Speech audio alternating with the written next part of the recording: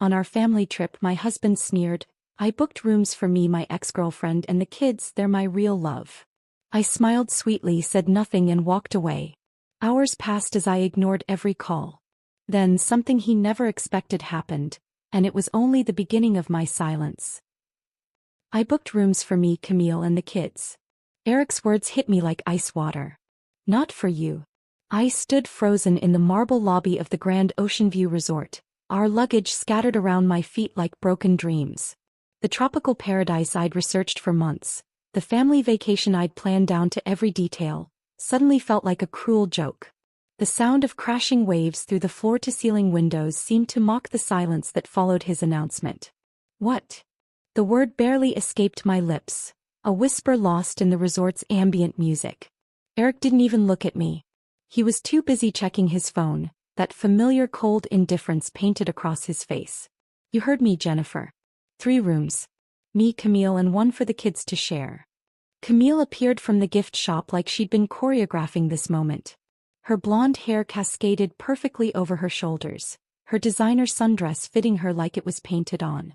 She walked toward us with the confidence of someone who belonged, while I stood there feeling like an intruder in my own family vacation. "Eric, darling," she purred, sliding her manicured hand along his arm. "Did you tell her about the arrangements?" The lobby suddenly felt suffocating. Families chatted excitedly around us. Children giggled as they ran toward the pool. Couples held hands while checking in. Everyone looked like they belonged in this picture-perfect scene. Everyone except me. "Mom." Charity's small voice cut through the tension. At 8 years old, she was the youngest, still young enough to sense when something was wrong but not old enough to understand the adult games being played around her. "Where are we sleeping?"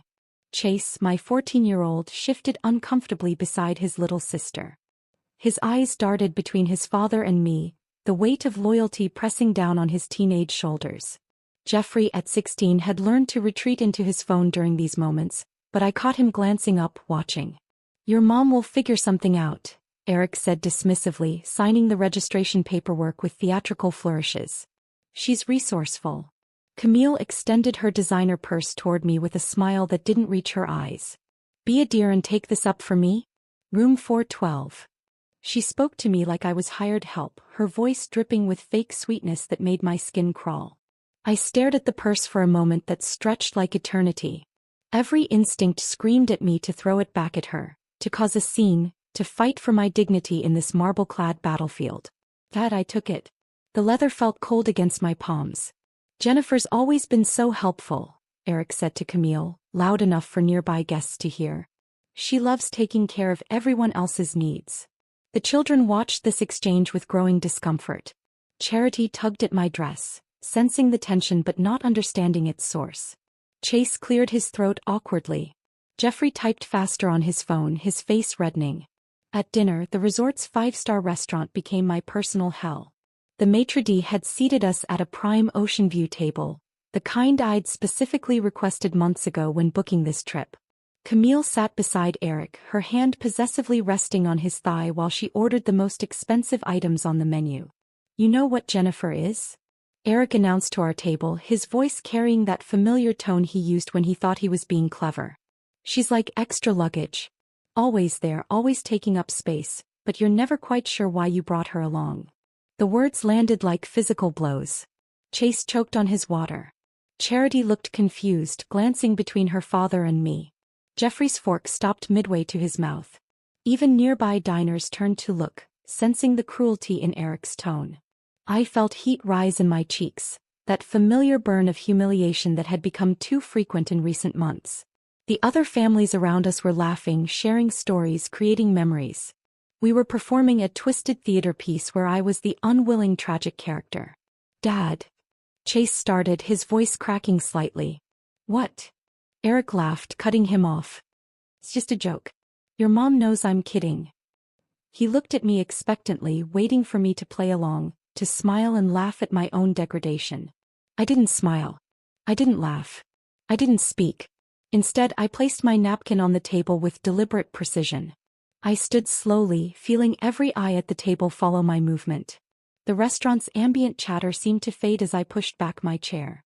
"Where are you going?" Eric's voice carried a note of surprise. He wasn't used to me leaving without explanation, without permission. I looked at him for a long moment, memorizing his face, the way his eyebrows furrowed with confusion, the way Camille's hand tightened possessively on his arm. I looked at my children, their faces reflecting worry and embarrassment and something else. Maybe respect. Then I walked away. My phone started ringing before I even reached the lobby. Eric's name flashed on the screen again and again. I let it ring. In the elevator it rang. Walking down the hallway to my hastily booked room it rang. As I slid the key card and stepped into my sanctuary, it continued its desperate song. I powered it off. Alone in the quiet luxury of my ocean view suite, paid for with my own credit card, I opened my laptop. The familiar glow of the screen illuminated my face as I logged into our financial accounts. The ones Eric assumed he controlled, the ones he'd forgotten were actually in my name. As I scrolled through investment portfolios, business accounts, and property deeds, I realized something profound. Eric had just made the biggest mistake of his life. He'd pushed me too far, humiliated me too publicly, forgotten too completely who actually held the power in our relationship. My silence tonight wouldn't be weakness. It would be strategy. The laptop screen glowed in the darkness of my hotel room as I began dismantling 12 years of financial entanglement. My fingers moved across the keyboard with surgical precision, each keystroke calculated and deliberate. Eric had always bragged about being the breadwinner, the business mastermind, the financial genius of our household. What he'd conveniently forgotten was that I held the actual keys to the kingdom. I started with the investment portfolio. $73,000 in mutual funds, transferred to my personal account. The real estate holdings came next. Our vacation rental properties in Colorado, the ones Eric loved to mention at dinner parties as his investments, were actually titled under my name for tax purposes. I initiated the paperwork to convert them to my sole ownership. The business accounts proved more complex but not impossible. Eric's consulting firm, the source of his endless ego trips, operated under an LLC I'd established years ago. He'd been so focused on playing the big shot that he'd never bothered to examine the legal documents I'd prepared. Every signature, every filing, every crucial piece of paperwork had been handled by me while he schmoozed clients and took credit. My phone buzzed with another missed call from Eric. 27 attempts since dinner. I glanced at the screen and powered it off completely. At 11:47 p.m., I dialed my attorney's emergency line. Margaret Chin had been our family lawyer for years, but tonight she was solely mine. Jennifer? What's happening? It's nearly midnight. Margaret, I need to file for legal separation. Tonight. Can you start the paperwork? Her voice sharpened with professional focus. Tell me everything. I recounted the evening's humiliation, the calculated cruelty, the way Eric had paraded his affair partner like a trophy while reducing me to hired help. Margaret listened without interruption, occasionally taking notes. We'll need documentation of financial assets, evidence of emotional abuse, and a comprehensive separation agreement, she said.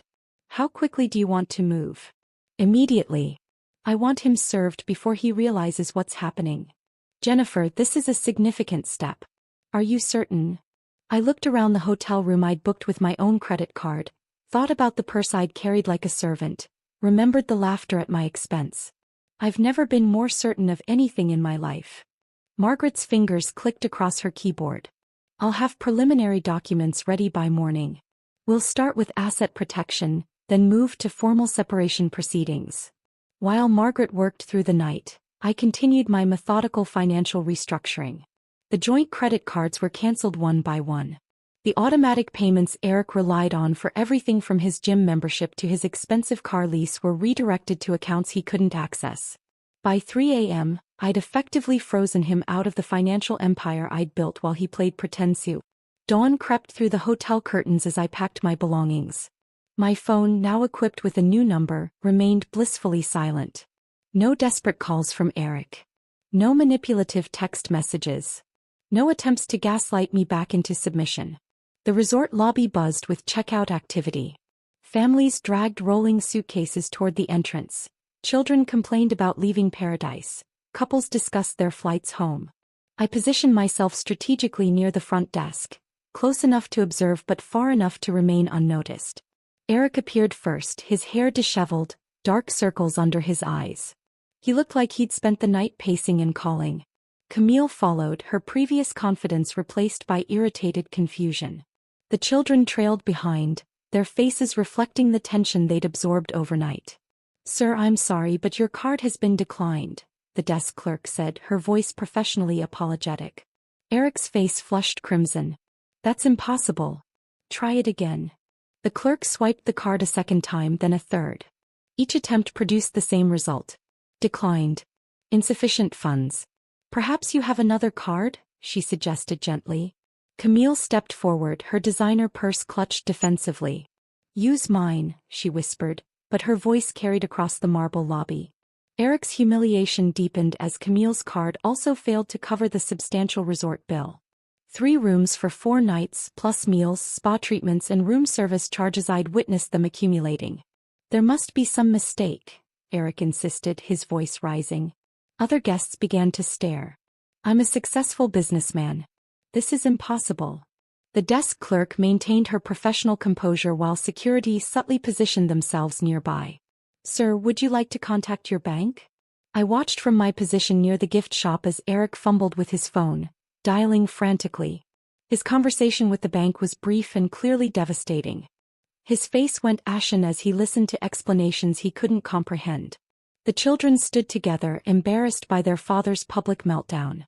Chase put a protective arm around Charity, while Jeffrey studied his shoes intently. "Mom paid the bill last night," I heard Jeffrey tell his siblings quietly. "I saw her at the desk." I had indeed paid the full bill, with my personal credit card, the one Eric had never bothered to learn existed. $23,000 for a family vacation that had cost me far more than money. As Eric continued his humiliating negotiation with hotel management, I wheeled my luggage toward the taxi stand. The morning sun felt warm on my face. The ocean breeze carried promises of freedom I hadn't felt in years. My new phone contained Margaret's message. Separation papers filed. Service scheduled for this afternoon at his office. I climbed into the taxi without looking back, leaving Eric to discover that the woman he'd treated as extra luggage had been carrying far more weight than he'd ever imagined. By the time he thought to look for me, Jennifer Morrison would no longer exist in his world. The silence I'd chosen the night before had become something far more powerful than words ever could be. 3 days after returning to my temporary apartment, I sat at my kitchen table with 3 blank envelopes and a heart heavy with love that had nowhere to go. The silence I'd maintained felt necessary, but my children deserved more than abandonment. They deserved to understand the mother who had disappeared from their lives. I started with Charity's letter first, my 8-year-old who still believed in fairy tales and happy endings. My handwriting trembled as I wrote about the morning she'd broken her arm falling from her bike. How I'd held her in the emergency room for 6 hours, singing "You Are My Sunshine," until the pain medication finally let her sleep. I reminded her of the purple cast we'd decorated together with butterfly stickers, how she'd insisted on wearing it like a badge of honor. Carefully, I slipped her old drawing into the envelope, the one she'd made for Mother's Day 2 years ago. Stick figures holding hands under a rainbow, with "Best ever" written in wobbly crayon letters. I'd kept it pressed between the pages of my Bible, one of dozens of treasures Eric had dismissed as clutter. Chase's letter required different words. At 14 he was caught between childhood and becoming a man, desperately seeking his father's approval while still needing his mother's guidance. I wrote about the night he'd failed his first algebra test, how we'd sat at this same kitchen table until 2 a.m., working through problems until mathematics finally clicked. I reminded him of his first football game, when he'd scored the winning touchdown and searched the bleachers until he found my face, needing that moment of shared triumph. Into his envelope went his 8th grade report card, the one I'd laminated because I was so proud of his straight A's. Eric had barely glanced at it, too busy with a client call to notice his son's academic breakthrough. Jeffrey's letter proved the most challenging. At 16 he was already building walls, preparing for the independence that loomed ahead. But I remembered the boy who used to crawl into my bed during thunderstorms, who'd practiced his pitching motion in our backyard for hours while I caught every throw. I wrote about his first broken heart, when Melissa Harper had chosen someone else for the school dance. How he'd cried on my shoulder while I made his favorite chocolate chip cookies and promised him that someday a girl would see what an amazing young man he was becoming. His baseball glove went into the envelope, the one from Little League that he'd outgrown but couldn't bear to throw away. I'd found it in his closet during one of my secret visits to pack more belongings, tucked behind his trophies like a shrine to simpler times. I drove to their school and hand-delivered each letter to the main office, asking Mrs. Henderson, the secretary who'd known our family for years, to ensure they reached my children personally.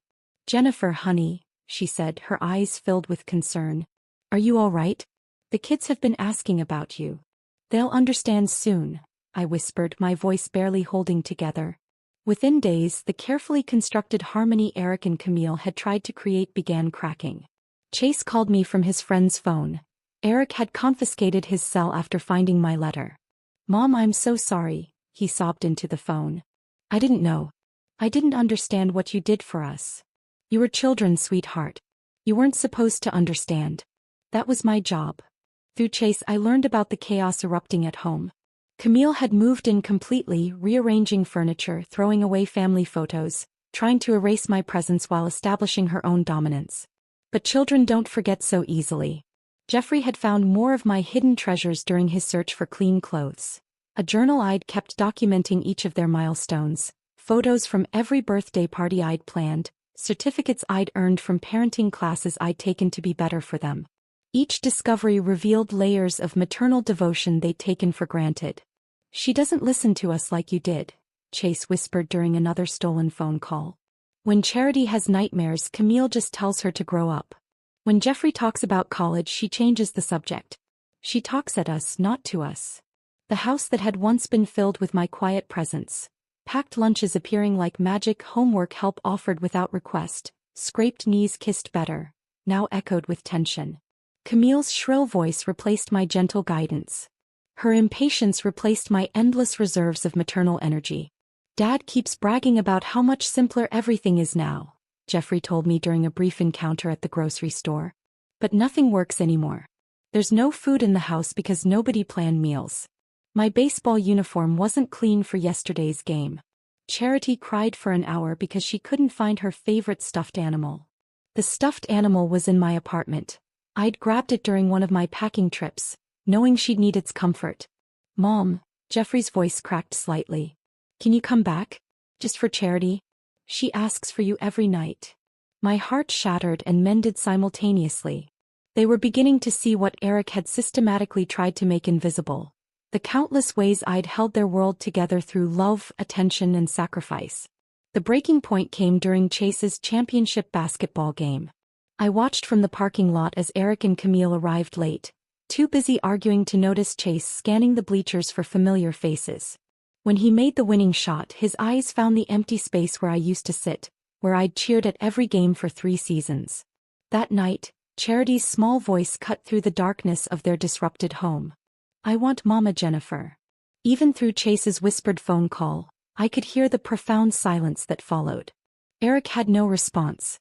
Camille offered no comfort. In that moment, my absence spoke louder than any argument I could have made.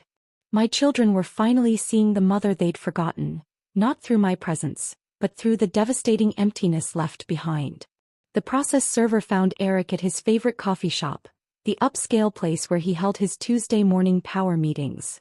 I'd told Margaret exactly where he'd be, same table, same time every week for the past 3 years. His predictability had always annoyed me, now it served my purposes perfectly. "Eric Morrison?" The young man in the cheap suit approached his table where Eric sat across from a potential client, his laptop open, projecting success like a peacock displaying its feathers. "Yes." Eric's voice carried that familiar tone of superiority, assuming this interruption was someone seeking his business expertise. "You've been served." The manila envelope landed on Eric's laptop keyboard with a soft thud that somehow echoed through the bustling cafe. His client, a nervous-looking woman clutching a business proposal, watched with growing alarm as Eric's face drained of color. Margaret's legal documents were thorough and devastating. Asset freeze. Business dissolution. Legal separation. Every financial account tied to my name, which was nearly everything, had been systematically locked away from his access. The consulting firm he'd bragged about building was revealed for what it truly was. A shell company operating under my credentials, my connections, my credit history. "This can't be legal," Eric whispered to himself, scanning the pages with growing horror. His client gathered her papers and left without a word, sensing the professional meeting had taken a decidedly personal turn. Within hours, Eric discovered the true scope of his powerlessness. His business credit cards were declined at lunch. His corporate gym membership had been suspended for non-payment. The leased BMW he drove like a status symbol was scheduled for repossession. I'd been making those payments from my personal account for 18 months. Camille arrived at his office that afternoon in a panic, her designer heels clicking frantically across the marble floor of the building I'd helped him lease. "Eric, what is happening?" she demanded, waving her phone. "My credit card was declined at Nordstrom. The bank says there's been suspicious activity on our joint account." "Our joint account?" Eric's laugh held no humor.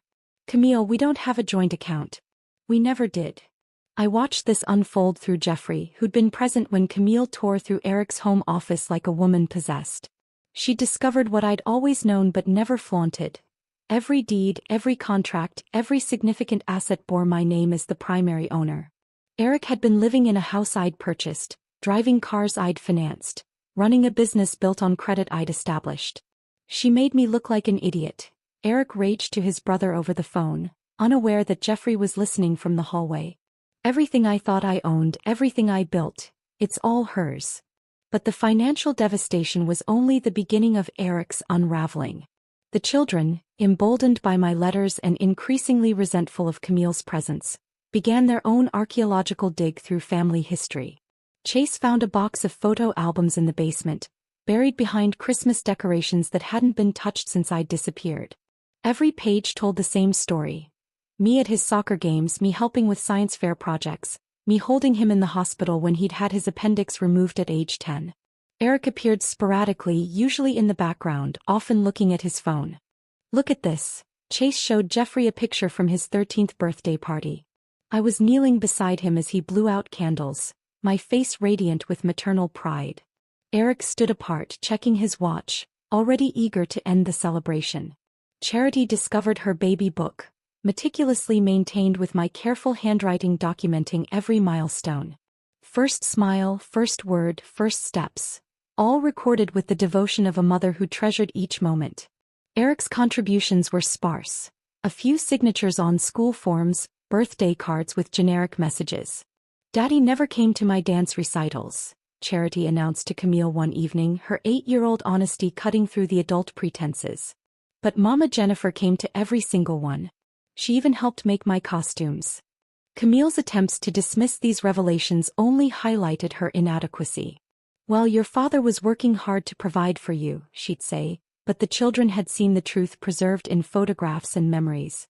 Eric's phone calls to me became increasingly desperate. My new number remained unknown to him, but he tried every mutual friend, every family member, even my former colleagues. Each attempt met the same response. They hadn't heard from me, didn't know where I was, couldn't help him reach me. "She won't talk to me," he complained to his mother during one of his increasingly frequent visits. "How am I supposed to fix this if she won't even listen?" But I was listening to everything. Through my children's whispered phone calls, through Margaret's updates on his frantic legal maneuvers, through mutual friends who reported his growing desperation. My silence had become a weapon more powerful than any argument I could have made. The man who'd reduced me to extra luggage was discovering that he'd been living in luggage I'd packed, traveling on tickets I'd purchased, staying in hotels I'd booked. Every aspect of the life he'd taken credit for had been carefully constructed and maintained by the woman he'd dismissed as irrelevant. Late at night, Eric would sit in the house that was legally mine, surrounded by children who increasingly questioned his version of family history, living with a woman who'd discovered that his promises of financial security were built on foundations he'd never actually owned. My silence reflected back to him the truth he'd spent years avoiding. Without me, Eric Morrison was nothing more than an elaborate fiction, a character playing a role in a story someone else had written. And now the author had stopped writing his lines. Jeffrey appeared at my apartment door on a Thursday evening, his 16-year-old frame filling the doorway but his eyes holding the vulnerability of a much younger boy. Rain dripped from his hair and I realized he'd walked the 3 miles from his father's house in the storm. "Mom." His voice cracked on the single word and I saw years of suppressed emotion threatening to spill over. I opened the door wider and he collapsed into my arms like he used to when he was small and the world felt too big to handle alone. His shoulders shook as 16 years of confusion and loyalty finally found their breaking point. "Why didn't you ever tell me?" he sobbed into my shoulder. "Why didn't you tell me what you gave up for us? What Dad really was?" I guided him to my small living room, this modest space that had become my sanctuary. He sat on my second-hand couch, looking lost and angry and heartbroken all at once. "You were a child, Jeffrey. I just wanted you to feel loved. I wanted you to have a father you could respect even if—" I paused, choosing my words carefully. "Even if that meant protecting you from difficult truths." "But I hurt you," he whispered. "All those times I chose him over you, all those times I didn't defend you. I was such a terrible son." "No." My voice was firm. "You were exactly the son I raised you to be. Loyal, loving, trusting. Those are beautiful qualities, sweetheart. Don't let his failures make you question your own heart." Jeffrey pulled something from his backpack. A worn composition notebook I recognized immediately. One of my journals from 3 years ago, filled with my private thoughts during some of our family's most challenging times. "Chase found this in a storage box Dad forgot about," he said, his fingers tracing the cover. "Mom, I read about the night I broke my wrist at baseball practice. You wrote about sitting in the emergency room for 6 hours holding my hand while I cried. You wrote about calling in sick to work the next day to take care of me, even though you couldn't afford to miss those hours." I remembered that night vividly. Eric had been at a business dinner, too important to interrupt for his injured son. I'd handled everything alone as usual. "You wrote about giving up the promotion at your job because it would have meant traveling, and you couldn't bear to be away from us more than you already were for Dad's career," Jeffrey continued, his voice breaking. "You wrote about selling your grandmother's ring to pay for Chase's football equipment when Dad said the budget was too tight. The ring had been my most treasured possession, a Victorian emerald that had been in my family for 4 generations. I'd never told anyone about selling it, had simply claimed I'd put it somewhere safe when Eric asked about it months later. I wrote those things down because I needed to remember why I was making those choices," I said softly. "Not because I wanted recognition, but because sometimes the sacrifices felt so big that I needed to remind myself they were worth it." Jeffrey looked up at me with red-rimmed eyes. "He told us you were weak, that you needed us to take care of you. But it was the opposite, wasn't it? You were taking care of all of us, even him." Before I could respond, my doorbell rang. Chase stood in the hallway, soaked and shivering, with Charity's small hand clutched in his. My youngest daughter's face was streaked with tears, her favorite stuffed animal, the one I'd rescued from their house, pressed against her chest. "We walked," Chase said simply. "Charity wanted her birthday with you." I had forgotten. In the chaos of separation and legal proceedings, I'd lost track of the date. Today was Charity's 9th birthday, and somehow my children had found their way to me. "Camille planned a party," Charity whispered, her small voice barely audible. "But she invited her friends, not mine. She bought a cake with flowers, but I hate flowers on cake. She got me a dress that's too big and the wrong color. Everything was wrong, Mama." I knelt to her level, my heart breaking at the defeat in her young eyes. "Oh, baby girl. I told them I wanted you," she continued, her words tumbling out in a rush. "I said it was my birthday and I get to choose, and I choose you. Dad got mad and Camille said I was being ungrateful, but Chase said we could come find you. So we left," Chase added, his 14-year-old voice trying to sound braver than he felt. "We just walked out. Let them try to stop us."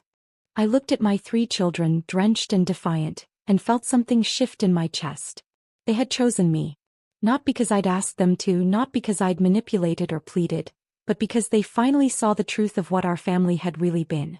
"Are you going to make us go back?" Jeffrey asked, his question holding years of fear. "Never again," I said, and meant it with every fiber of my being. "Not unless you want to."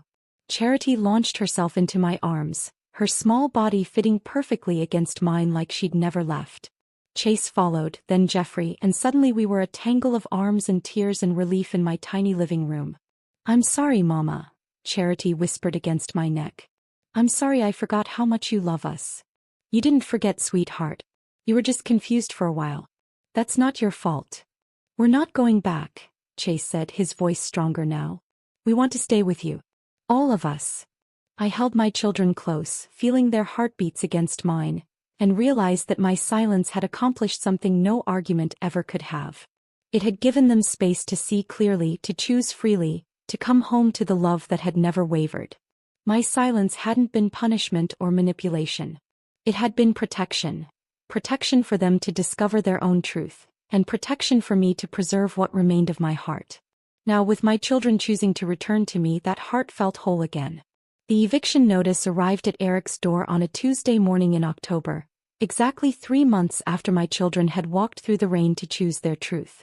I learned about it from Margaret, who'd been monitoring the legal proceedings with professional satisfaction. "He's lost the house," she informed me over coffee, her voice carrying no triumph, only factual completion. "The mortgage payments stopped when you froze the accounts. He couldn't prove ownership because, well, he never actually owned it."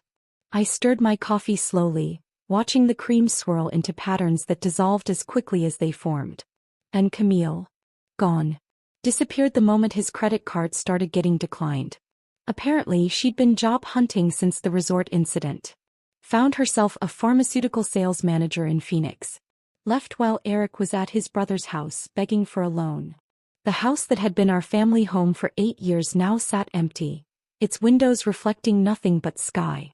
Eric had been forced to move into a studio apartment across town, the kind of place college students rented when their parents stopped sending money. His BMW had been repossessed, replaced by a 10-year-old Honda with a dented bumper and a temperamental engine. Meanwhile, my children and I had created something entirely different. I'd purchased a small 3-bedroom ranch house in the next school district, close enough for the kids to maintain their friendships but far enough to establish our new beginning. It wasn't grand or impressive, just honest wood floors, clean white walls, and windows that let in morning light without pretense. "Mom, can we paint my room purple?" Charity had asked on our first day, her 9-year-old eyes bright with possibility. "Any color you want, sweetheart." We painted together that weekend, all 4 of us. Purple walls with silver stars that we applied one by one while music played from Jeffrey's phone. Chase accidentally got paint in his hair and we laughed until our stomachs hurt. Simple moments that felt revolutionary after years of walking on eggshells around Eric's moods. The boys shared the larger bedroom not because we couldn't afford better, but because they'd chosen to. "We've got catching up to do," Jeffrey had explained. 16 years of real conversations. I converted the garage into my home office, where I rebuilt my consulting practice using the business connections Eric had never realized were originally mine. Clients who'd respected my work but dealt with Eric because of his aggressive self-promotion now called me directly. My phone rang constantly with opportunities I'd forgotten existed. "Jennifer, we've been hoping you'd go independent," said David Chin, a former client who'd always made Eric nervous with his pointed questions. "Your husband's presentations were flashy, but we knew the real expertise came from you." 6 months passed before I composed Eric's final communication. It wasn't a letter exactly, but an accounting. A meticulous breakdown of every financial transaction I'd made on his behalf over 12 years of marriage. The document ran 37 pages, each entry carefully documented with dates, amounts, and purposes. $847,000 in mortgage payments for a house titled in my name. $124,000 in car payments for vehicles he'd driven like status symbols. $67,000 in credit card debt accumulated for his business lunches, golf memberships, and clothing designed to project success he'd never actually achieved. $43,000 in legal fees for business incorporations, patent applications, and contract negotiations he'd claimed as his victories. The numbers told a story Eric had never allowed himself to see.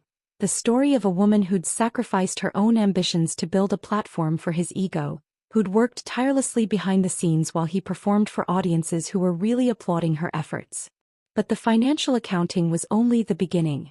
I'd also included non-monetary contributions, 2,190 hours of unpaid administrative work for his consulting firm, 847 client dinners where I'd played the charming wife while actually steering crucial business conversations, 156 parent-teacher conferences attended alone because his schedule was always more important. The final page contained only 2 sentences. "My silence was never weakness. It was protection from you." I mailed the envelope on a Thursday, using certified delivery to his cramped apartment. According to the tracking information, he'd signed for it himself at 2:47 p.m. on Friday afternoon. He never responded. That weekend, while my children and I planted a vegetable garden in our backyard, Eric sat in his empty studio apartment reading and rereading the documentation of his hollow existence. Jeffrey later told me that his father had called him, voice shaking, trying to explain or justify or somehow minimize what the numbers revealed. He kept saying you were being vindictive, Jeffrey reported during one of our evening walks around the neighborhood. But I read those papers, Mom. You weren't being mean. You were just being honest. Honesty can feel cruel to people who've been living in fantasy, I replied, watching Charity chase fireflies in our front yard.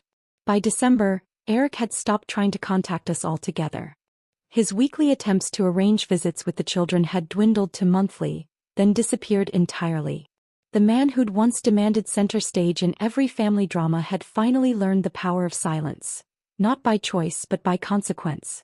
On Christmas morning, as my children opened presents in our modest living room, Eric woke up alone in his studio apartment to the sound of upstairs neighbors arguing. The silence he'd once imposed on me had become his permanent companion, echoing through rooms that held no laughter, no warmth, no evidence that love had ever existed within those walls. I watched my daughter carefully arrange her new art supplies, my sons debate strategy for the board game they'd unwrapped, and realized that silence, wielded with purpose, had given us everything we'd never known we were missing. Eric's world had shrunk to the size of his understanding, small, empty, and profoundly quiet. Ours had expanded beyond measure. If this story of silent revenge had you hooked, hit that like button. My favorite part was when Jennifer quietly dismantled Eric's entire world from her hotel room while he thought she was just extra luggage. What was your favorite moment? The declined credit card? The kids choosing her? That final envelope of truth? Drop it in the comments below and subscribe for more stories.